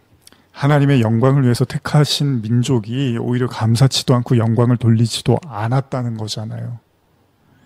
그들의 실패의 이유, 왜 이스라엘 백성들은 그들의 본분을 망각하고 있었고 또한 동시에 그들은 자신들이 하나님께 영광을 돌리는 삶을 살고 있다고 자부했을까요? 만일 제가 여러분과 오늘 나눈 말씀의 관점에서 본다면 자신을 낮추는 사람이 하나님이 높여주신다 즉 하나님께 영광을 돌리는 자들이 된다는 거잖아요. 반대로 문제는 그러면 그들의 마음이 너무 높아져 있어 보니까 도무지 그들이 하나님께 영광을 돌리기가 어려웠다는 겁니다. 이 문제를 해결하기 위한 방법은 생각보다 어렵지 않을 수도 있다는 겁니다. 왜냐하면 성경에서 하나님이 왜 찬송받으시기 위해서 이스라엘을 택했는지를 다 기록하고 있다는 거예요. 그게 무슨 말이냐면 하나님이 그들을 통해서 영광을 받으시려고 택했는데 그 이유가 뭔지도 성경에 나와 있다는 거죠. 여러분이 잘 아시는 말씀입니다. 신명기 7장 7절입니다. 여호와께서 너희를 기뻐하시고 너희를 택하심은 너희가 다른 민족보다 수요가 많기 때문이 아니니라. 너희는 오히려 모든 민족 중에 가장 적으니라. 자, 우리가 여러 차례 보았듯이 하나님께서 이스라엘을 택하신 이유는 그들의 자금 때문이라고 이야기를 하십니다. 결코 그들이 다른 민족보다 뛰어난 게 아니고요. 다른 민족보다 작기 때문이라는 거예요. 그러면 물론 이 말씀은 뭐죠? 수치의 이야기만은 아닐 거라는 거죠. 다시 말하면 성경 전체에 흐르고 있는 하나님의 선택은 뭐죠? 약하고 힘없고 그런 자들을 들어서 쓰는 거니까 그게 하나님의 방식이니까 이스라엘 백성도 더 약하고 더 힘없는 자들이었다라는 의미로 우리는 충분히 이해할 수 있다는 겁니다. 그래서 고린도전서 1장 27절에서 29절 보시면 그러나 하나님께서 세상에 미련한 것들을 택하사 지혜 있는 자들을 부끄럽게 하려 하시고 세상에 약한 것들을 택하사 강한 것들을 부끄럽게 하시며 하나님께서 세상에 천한 것들과 멸시받는 것들과 없는 것들을 택하사 있는 것들을 패하려 하시나니 이는 아무 육체도 하나님 앞에서 자랑하지 못하게 하려 하심이라. 그렇습니다. 하나님은 세상에서 강하고 능력 있다고 인정하는 사람들을 들어서 더 강하고 탁월한 사람으로 들어서 만들어 쓰시는 게 아니라 반대라는 거잖아요. 그래서 하나님이 일하심을 보면 절대로 인간의 이성에는 맞지 않는 형태로 일을 하십니다. 세상의 눈으로는 완전히 패배일 것 같은 상황을 만들어 놓고 그걸 승리로 이끌어내신다는 겁니다. 근데 왜 그렇게 하신다고요? 바울이 이걸 이야기하고 있는데 고린도전서 1장 29절 아까 읽으신 말씀이죠. 이는 아무 육체도 하나님 앞에서 자랑하지 못하게 하려 하심이라. 우리가 헷갈리기 쉬운 부분이 바로 이건데요. 성경은 어떤 육체도 하나님 앞에서는 자랑할 수 있는 육체가 없다는 겁니다. 이런 내용들이 바울을 통해서 자주 등장을 하는데 자, 로마서에서 바울이 육신과 하나님의 영과의 관계를 잘 설명해 주고 있는데요. 로마서 8장 5절에서 8절입니다. 육신을 따르는 자는 육신의 일을, 영을 따르는 자는 영의 일을 생각하나니 육신의 생각은 사망이요 영의 생각은 생명과 평안이니라. 육신의 생각은 하나님과 원수가 되나니 이는 하나님의 법에 굴복하지 아니할 뿐 아니라 할 수도 없습니다. 육신에 있는 자들은 하나님을 기쁘시게 할 수 없느니라. 바울은 육신에 있는 자들이라는 표현을 쓰면서 하나님을 절대 기쁘게 해드릴 수 없다라고 말합니다. 이 얘기는 다른 의미로 절대 하나님께 영광을 못 돌린다는 얘기입니다. 자, 바울은 그 육신과 대조되는 것으로 하나님의 영에 대한 이야기를 하고 있습니다. 이것은 예수님과 우리와의 관계로도 설명이 되어지는데요. 다시 말하면 예수님의 공로가 아니고는 우리가 잘 아는 것처럼 어떤 인간도 구원을 받을 수가 없습니다. 그러니까 구원을 가능케 해주는 건 예수 그리스도 외에는 없잖아요. 그 얘기는 동시에 그 예수 그리스도 외에는 어떤 육체도 스스로의 힘으로는 구원이 어렵다는 얘기를 내포하고 있는 거죠. 그렇다면 어떤 육체도 하나님은 기쁘게 할 수 없다. 하나님을 기쁘시게 할 수 없다는 건 하나님의 관심은 인간의 육신적인 것이 아니라 그가 예수 그리스도를 믿고 의지하는가 그렇지 않은가가 하나님에게는 더 중요한 문제라는 겁니다. 다시 말하면 뭐 많이 가졌다 못 가졌다 율법을 잘 지켰다 못 지켰다 지적 능력이 있다 없다 많이 배우고 못 배우고 이게 하나님의 구원의 기준이 아니라 그가 예수를 믿느냐, 그러니까 그가 예수 그리스도를 영접했느냐, 받아들였느냐라는 이것만 가지고 주님은 영광을 받으시겠다는 거예요. 그것은 인간의 인격이나 됨됨이에 대한 문제가 아니라 오로지 예수 그리스도에 대한 믿음, 그 하나만 보시겠다는 겁니다. 그래서 바울이 뭐라 그러죠? 진짜 믿음이 뭔지를 깨닫게 된 다음에 오히려 자기를 돋보일 수 있는 모든 것들을 배설물로 여긴다고 이야기를 하잖아요. 그러면서 나중에 뭐라요? 나는 하나만 붙잡을 거야. 그리스도 예수를 아는 지식이 가장 고상하다. 자, 하나님의 눈으로 봤더니 하나님은 그것만 보시더라는 거예요. 그러니까 바울이 그 나머지 것을 내려놓고 배설물로 여길 수가 있었다는 겁니다. 무슨 말입니까? 바울이 하나님과 교통을 했다는 거잖아요. 하나님의 눈으로, 하나님의 마음으로 하나님이 뭘 중요하게 여기고 뭘 안 중요하게 여기는지를 깨닫고 나니까 이 그리스도를 아는 지식만 가지고 있으면 하나님은 그것만으로 영광을 받으시는구나라는 걸 알게 되는 거예요. 이것은 또 다른 의미에서 인간 육체의 불능 상태, 그러니까 인간이란 존재는 절대 스스로 하나님께 영광을 돌릴 수가 없구나라는 걸 알게 된 것이고요. 동시에 그런 인간은 스스로 완벽한 고립의 상태, 그러니까 하나님이 구원해 주지 않으면 구원이 어렵다라는 것을 절실하게 깨닫는 자의 고백이라는 겁니다. 다시 말하면, 한마디로 말하면 인간 스스로 하나님께 영광을 돌리는 일은 불가하다는 겁니다. 자, 그러면 우리가 처음 나누었던 이야기를 떠올려 보면서 영광을 돌린다는 거, 내가 하나님께 영광을 돌린다라는 거 우리가 많이 쓰고 있는, 그러려면 반드시 그 영광을 하나님이 나에게 주셔야지만 돌릴 수가 있다는 거예요.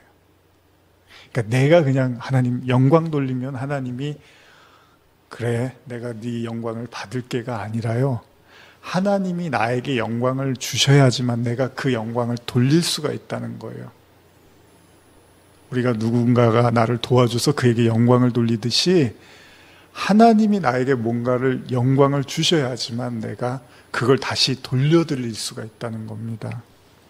그래서 예수님이 요한복음 17장에서 이렇게 표현을 하시는 거예요. 1절입니다. 예수께서 이 말씀을 하시고 눈을 들어 하늘을 우러러 이르시되 아버지여 때가 이르러 싸우니 아들을 영화롭게 하사 아들로 아버지를 영화롭게 하옵소서. 예수님은 지금 하나님께 영광을 돌리기 위해서 먼저 어떻게 하자고요? 자신을 영화롭게 해달라고 말씀을 하십니다. 요청을 하세요. 우리가 잘 아는 것처럼, 자, 달이 왜 밝게 빛나죠? 태양의 빛을 받아서 깜깜한 밤에 빛을 낼 수가 있습니다. 달의 자력으로는 절대로 빛을 낼 수가 없습니다. 태양빛을 받아서 빛을 내듯이 우리가 하나님께 영광을 돌린다는 건 뭐죠?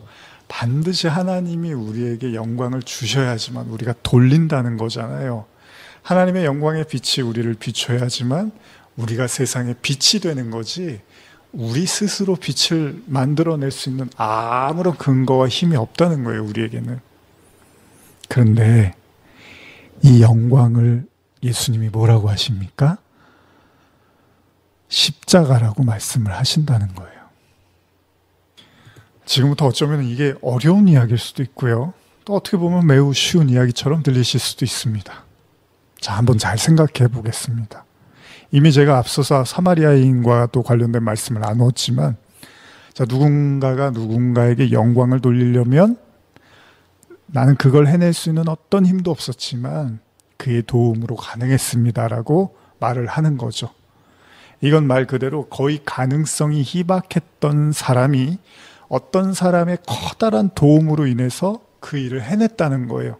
그리고 이 이야기는 영광을 돌리려면 반드시 한쪽은 가능성이 희박해야 되고 한쪽은 그것을 도울 수 있는 큰 힘을 가져야 된다는 의미도 있습니다. 여러분들 혹시 경험해 보셨겠지만 동업을 한다거나 사업을 할 때 이렇게 같이 하다 보면 그런 문제들이 생기잖아요. 서로 50대 50의 어떤 지분이 있고 힘이 있으면 의견 충돌이 생길 수밖에 없습니다. 내가 하자는 대로 저쪽이 하자는 대로 싸움이 날 수밖에 없잖아요.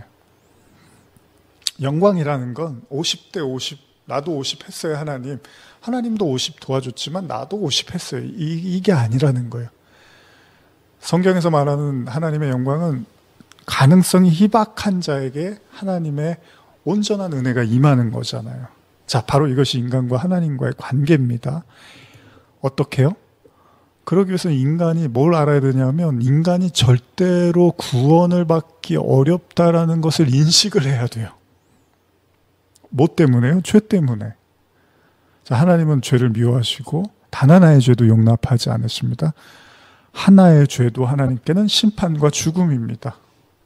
자, 그런 인간이 그 구원에 대한 자의식, 절대로 이 죄를 가진 인간은 하나님으로부터 구원받을 수 있는 방법이 없구나라는 이 죄에 대한 인식을 해야 되는데, 그래야지만 구원이 뭔지를 알고 그게 영광을 돌릴 수 있는 계기가 되는데 문제가 있습니다. 예수님을 통해서 당시에 유대인들의 상황을 본 것처럼 이렇게 불능 상태에 있는 인간의 현 주소를 자각하고 있는 유대인들이 없더라는 거예요. 구약 내내 하나님이 죄가 뭔지를 가르쳐 주시고 죄 지었다고 하고 우상 숭배한다 그러고 하나님과 끊어졌다고 구약 내내 가르쳐 주는데 죄에 대해서 자각을 하고 있는 하나님의 백성들이 거의 없다는 거예요. 무슨 이야기입니까? 스스로 죄를 자각하고 회개해서 하나님의 영광에 이룰 수 있는 사람이 단 하나도 존재하지 않았다라는 겁니다. 왜 예수님이 오셨습니까? 그것 때문에 오신 거예요. 단 하나도 스스로 죄를 인식하고 회개해서 구원에 이룰 수 있는 능력을 가진 자가 단 하나도 없다 보니까 예수님이 이 땅에 오신 거잖아요. 그래서 바울의 의인이 하나도 없다고 하는 거잖아요. 우리가 흔히 법 없이도 살 사람이라는 표현을 쓰잖아요. 자, 우리는 그 사람의 훌륭한 성품과 됨됨이를 보면서 자신의 잘잘못을 가려낼 능력이 있을 거라고 생각을 합니다. 그런데 성경은 그런 인간은 존재하지 않는데요. 다시 말하면 아무리 훌륭한 인간이라 할지라도요, 그들이 사람들에게 좋은 평판과 존경은 받을 수 있지만 하나님의 구원을 넘어갈 만큼의 그 힘을 가진 사람은 없대요. 그러니까 인간 앞에서는 오케이를 해줄 수 있어요. 시켜 세울 수 있고 최고의 영예를 돌릴 수 있습니다. 그러나 하나님의 눈에는 아무리 훌륭한 인격과 아무리 훌륭한 됨됨이와 자인식을 하더라도 하나님의 성에 차는 인간은 이 땅에는 존재하지 않는다는 겁니다. 그래서 예수님의 십자가의 공로를 이야기하는 거죠, 성경은. 자, 잘 생각해 보십시오. 예수님은 자기를 낮추는 자를 하나님이 높여주신다고 합니다. 그런데 이 땅에 잘 보세요. 자기를 낮출 수 있는 자가 존재합니까?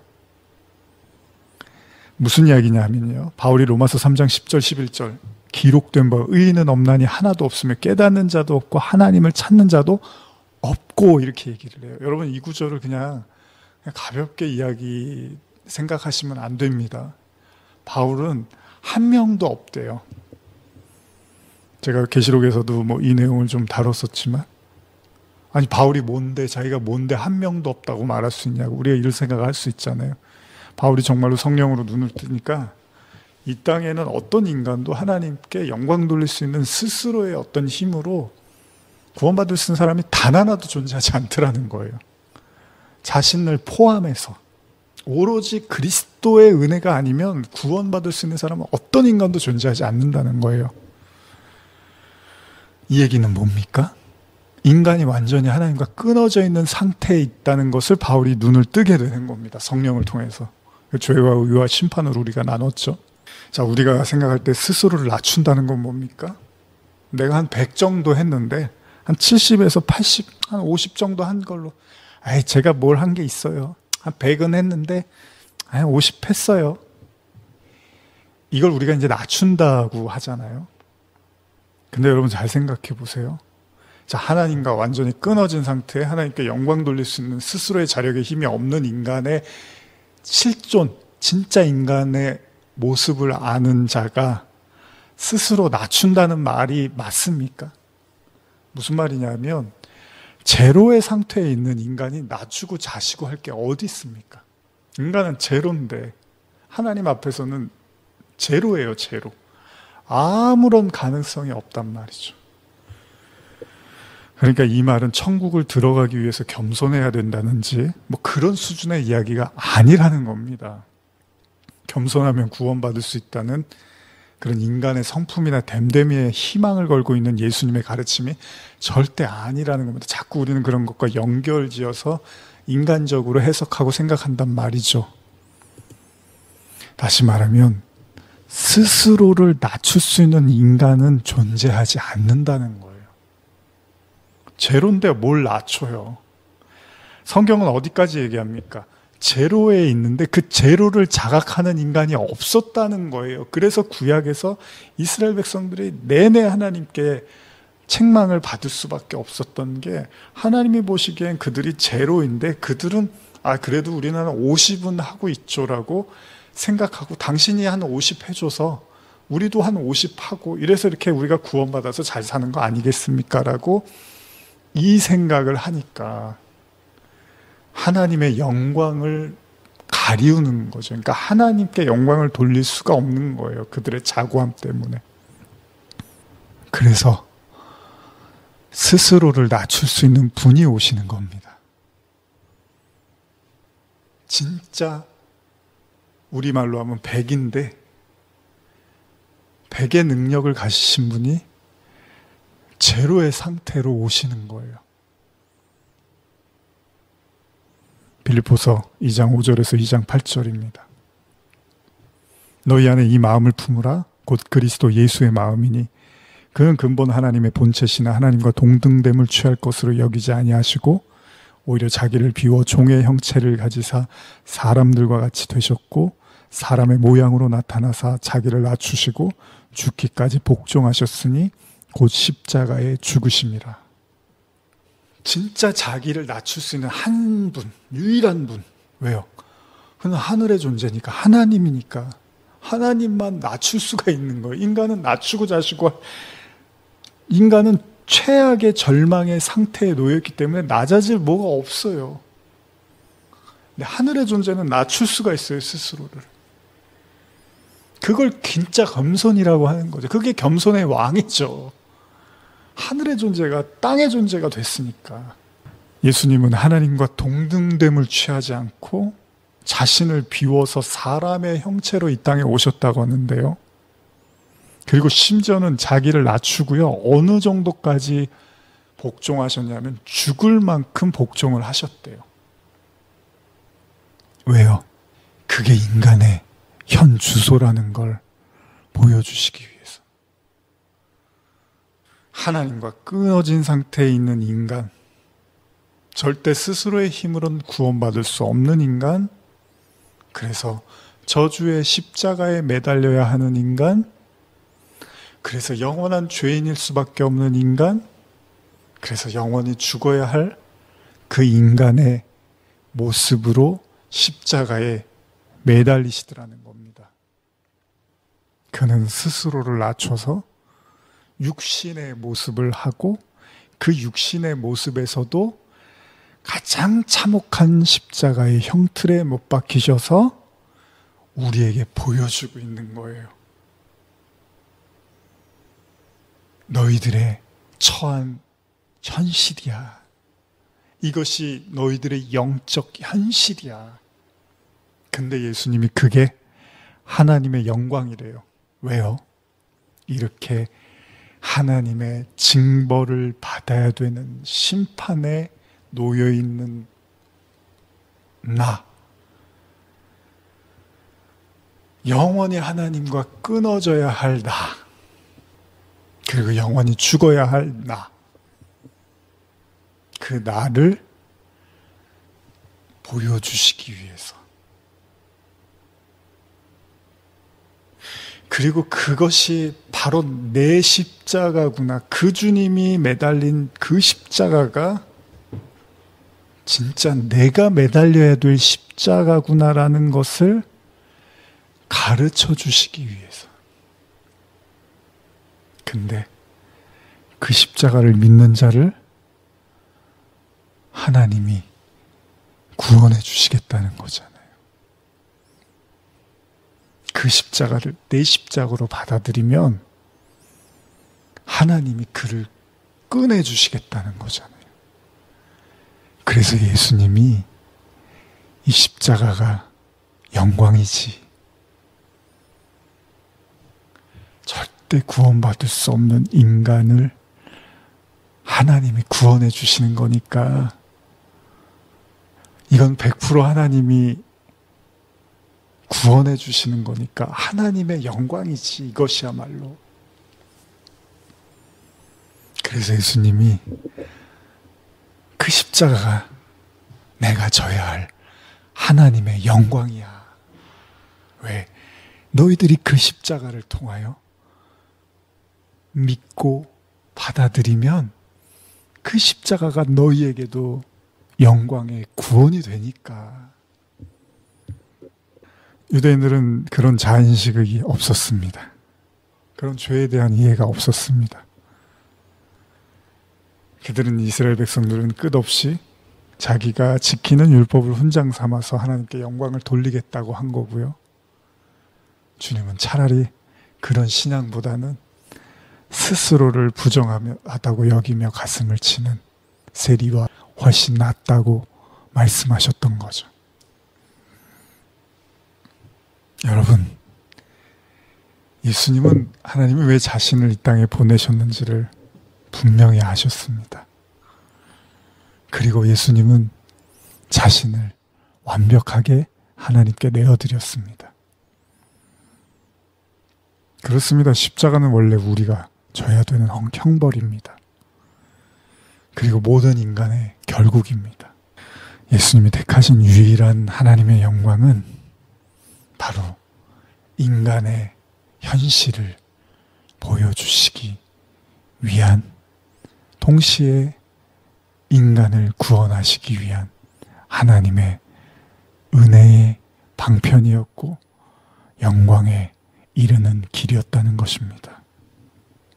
이미 앞서도 말씀드린 것처럼 영광의 크기는 한 사람이 제로에 가까울수록 다른 한 사람의 능력이 100에 가까워집니다.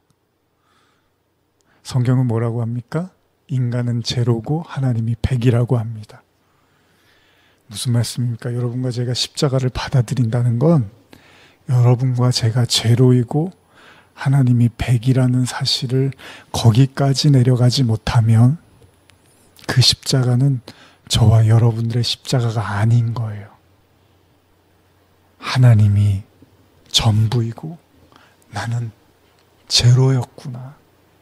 나에게는 구원의 어떤 가능성도 없었구나라는 걸 예수의 십자가를 통해서 회개하고 고백하지 못하면 그 십자가는 여러분들에게 절대 구원의 십자가가 될 수 없다는 겁니다. 오로지 하나님의 은혜가 전부라는 사실, 나의 공로는 단 하나도 존재하지 않는다는 걸 고백할 수 있으면 그 십자가는 여러분들에게 영광의 십자가가 되는 겁니다. 불능에 가까운, 아니 영원한 죽음과 저주로 하나님과 끊어져야 될 자리, 바로 그것을 상징하는 십자가에서 예수님은 비로소 하나님께 영광을 돌립니다. 왜요? 이렇게 죽어야 할 많은 사람들을 하나님께서 살리시겠다고 자신을 보내셨으니까 그는 십자가에서 비로소 하나님의 영광을 나타내는 겁니다. 너희가 보기에 이게 저주의 십자가처럼 보이지만 이것을 너희의 십자가로, 너희의 것으로 받아들일 수 있으면 이 저주는 너희에게 축복이며 이 죽음은 너희에게 영생의 길이 되는 바로 영원한 문이 열리는 것이야. 예수님은 십자가로 하나님과 우리의 모든 막힌 담을 허무신 것입니다. 히브리서 5장 7절에서 5장 9절 보시면요. 그는 육체에 계실 때 자기를 죽음에서 능히 구원하실 이에게 심한 통곡과 눈물로 간구와 소원을 올렸고 그의 경건하심으로 말미암아 들으심을 얻었느니라.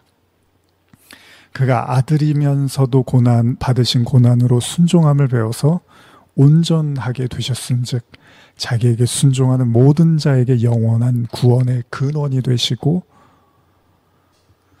현대어로 한 번 더 읽어드릴게요. 8절 9절. 예수께서는 하나님의 아들이었지만 고난을 몸소 겪음으로써 하나님께 순종하는 것을 배우셨습니다. 그리고 이 순종을 통해 자신이 완전하다는 것을 입증하셨고 아울러 자신을 따르는 모든 사람에게 영원한 구원을 주시는 분이 되셨습니다. 예수님은 죽기까지 복종하셨습니다. 그러기에 스스로는 절대 하나님의 영광을 돌릴 수 없었던 우리에게 십자가를 통해서 그 영광을 돌릴 수 있는 길을 활짝 열어놓으셨습니다. 십자가의 영광. 저와 여러분들이 반드시 깨닫고 고백해야 되는 이것. 자, 구약에서 이스라엘 백성들이 뱀에 물려서 광야에서 신음하고 죽게 될 때 하나님은 모세를 통해서 놋뱀을 들게 하셨고 이를 보는 자마다 낫게 하셨습니다. 불륜과 죽음의 상태에 있었던 그들을 하나님은 놋뱀을 보는 것으로 살아나게 하셨습니다. 그런데 여러분, 이 이야기가 십자가를 보기만 해도 구원받는다는 이야기로 우리는 해석하지 않잖아요. 십자가를 그냥 보면 구원받습니까? 아니잖아요. 진짜 의미는 뭐죠? 진정한 그리스도인은 진정 그리스도와 함께 십자가에 못 박히는, 그래서 분명히 그 십자가 위에 예수가 받았던 모든 형벌과 저주의 의미가 무엇인지를 뼈저리게 깨닫고 고백하는 자들의 것이라는 겁니다. 그냥 보면 구원받는, 이게 아니잖아요. 십자가는 그렇게 간단한 게 아니잖아요. 우리가 십자가의 예수를 온전히 깨닫고 이해하지 못하면 절대 우리는 하나님께 영광을 돌릴 수가 없다는 이야기입니다. 로마서 5장 7절에서 8절. 의인을 위하여 죽는 자가 쉽지 않고 선인을 위하여 용감히 죽는 자가 혹이 있거니와 우리가 아직 죄인 되었을 때 그리스도께서 우리를 위하여 죽으심으로 하나님께서 우리에 대한 자기의 사랑을 확증하셨느니라. 십자가의 의미를 진짜 깨닫는 자만이 그 십자가가 왜 하나님의 사랑인지를 고백할 수밖에 없는 거죠. 계속 성경은 말합니다. 10절입니다. 곧 우리가 원수 되었을 때 그의 아들의 죽으심으로 말미암아 하나님과 화목하게 되었은즉 화목하게 된 자로서는 더욱 그의 살아나심으로 말미암아 구원을 받을 것이니라. 우리가 하나님과 원수 되었을 때, 다시 말하면 자신이 하나님과 원수였는지도 모르고 그냥 스스로 그냥 신앙의 노력과 열심으로 하나님께 영광을 돌리겠다고 일평생 시간을 보내버리면요, 그들이 듣는 마지막 순간에 예수님의 말씀 뭐죠? 나는 너를 몰라. 도무지 알지 못한다. 에베소서 2장 16절 18절입니다. 또 십자가로 이 둘을 한 몸으로 하나님과 화목하게 하려 하심이라. 원수된 것을 십자가로 소멸하고 이는 그로 말미암아 우리 둘이 한 성령 안에서 아버지께 나아감을 얻게 하려 하심이라. 예수님은 하나님의 원수로 십자가에 매달리신 겁니다. 하나님의 온갖 저주와 심판, 우리가 받아야 될, 원수로서 받아야 될 그 모든 고초를 당신이 십자가에서 몸소 겪으신 거죠. 그 하나님의 원수가 나라는 사실을 인정하게 된다면 그 십자가는 저와 여러분들의 것이고 저와 여러분들의 구원이고 하나님의 능력입니다. 십자가야말로 우리가 돌릴 수 있는 최고의 하나님의 영광입니다. 그 십자가는 진정한 하나님의 사랑이었습니다. 마지막으로 우리 요한복음 17장 25절 26절 같이 읽고 마치겠습니다. 의로우신 아버지여, 세상이 아버지를 알지 못하여도 나는 아버지를 알아옵사옵고 그들도 아버지께서 나를 보내신 줄 알았사옵나이다. 내가 아버지의 이름을 그들에게 알게 하였고 또 알게 하리니 이는 나를 사랑하신 사랑이 그들 안에 있고 나도 그들 안에 있게 하려 함이니이다. 그리스도의 십자가로 아버지가 내 안에, 내가 아버지 안에, 내가 너희 안에, 너희가 내 안에 하나님의 그 거룩한 임재와 하나님의 그 거룩한 사랑이 저와 여러분들 마음에 듬뿍 차고 넘치도록 부어 주시기를 간절히 축복합니다. 기도하시겠습니다. 십자가 내가 처음 볼 때 나의 마음 큰 고통 사라져. 오늘 믿고서 내 눈 밝았네. 참 이 기쁨 영원하도다.